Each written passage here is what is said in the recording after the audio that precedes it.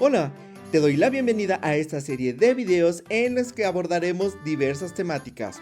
En esta ocasión nos centraremos en los conceptos como cultura, contracultura, identidad, civilización y sociedad. Así que comencemos. ¿Alguna vez has escuchado el comentario de a X persona le falta cultura o esto es importante para que tengas cultura? ¿Sabes específicamente qué es lo que esto significa? Definir cultura es una tarea que resulta complicada, pues a lo largo de diferentes épocas, este concepto ha tenido varias definiciones. Veamos cómo ha cambiado este concepto a lo largo del tiempo. En la Grecia y Roma clásicas se entendía como la educación perfecta y refinada, la cual era proporcionada por las bellas artes. Asimismo, comprendía lenguaje, arte, derecho, gobierno, moral y religión. En la Edad Media se modificó un poco el concepto clásico. El fin de la cultura era preparar al hombre para cumplir sus deberes religiosos. Además, la cultura se ligaba a las clases altas.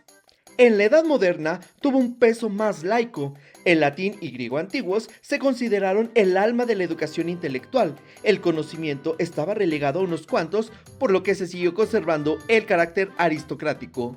En el siglo de las luces se consideró como un medio de renovación de la vida individual y social. Asimismo, se pensó que no solo se debía incluir la educación intelectual, por lo que áreas como matemáticas, física, ciencias naturales, disciplinas históricas y filológicas fueron incluidas como parte de la cultura.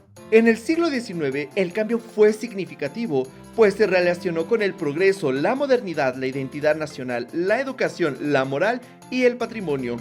Se distinguió entre alta cultura y cultura popular. La primera incluía literatura, música clásica y todo lo accesible para la élite. La segunda se relacionaba con prácticas y entretenimientos accesibles a las masas.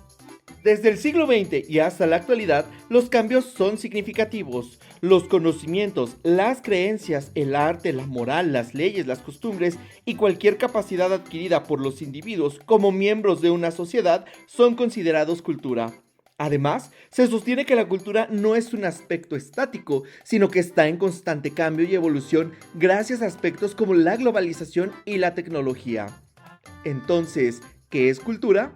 De acuerdo con la Real Academia de la Lengua Española, es un conjunto de modos de vida y costumbres, conocimientos y grado de desarrollo artístico, científico, industria, en una época, grupo social, etc. Para fines de este curso, entenderemos entonces que la cultura hace referencia al modo de vida, costumbres, religión, conocimientos y grado de desarrollo artístico y científico del ser humano. A finales del siglo XX surgió la noción de contracultura como forma de oponerse al concepto de cultura.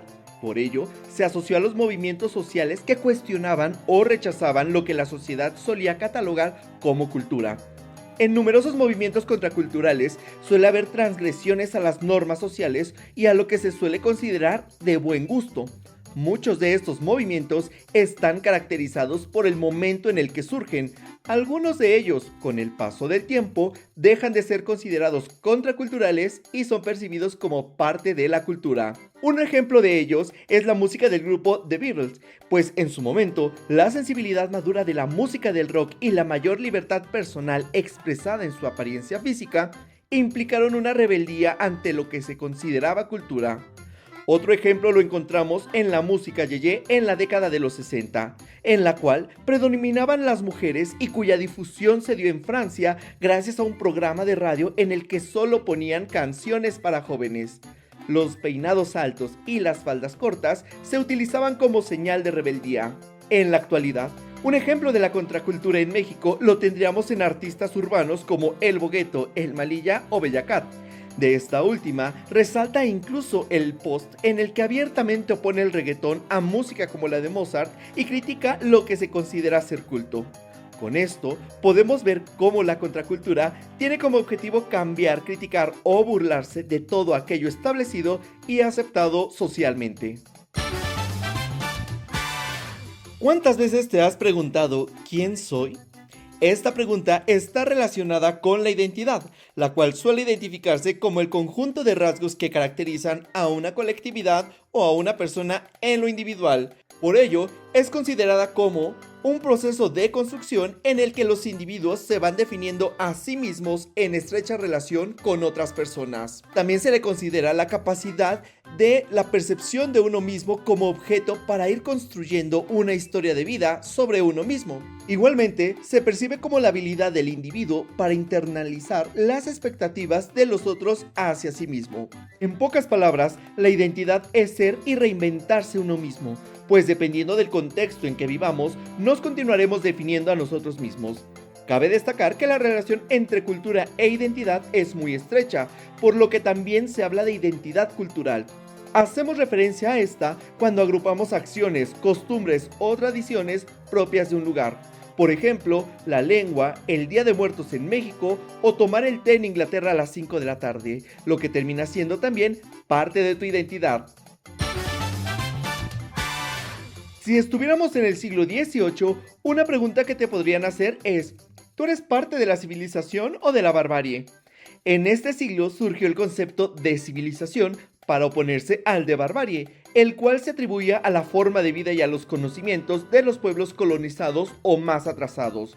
Para oponerse al término de barbarie, el de civilización se relacionó con el conjunto de costumbres e ideas que son reforzadas por conocimientos científicos y técnicos propios de un grupo humano en un momento determinado de su evolución. De esta manera, la creación del sistema métrico decimal, el calzado o la cortesía son ejemplos propios de este concepto.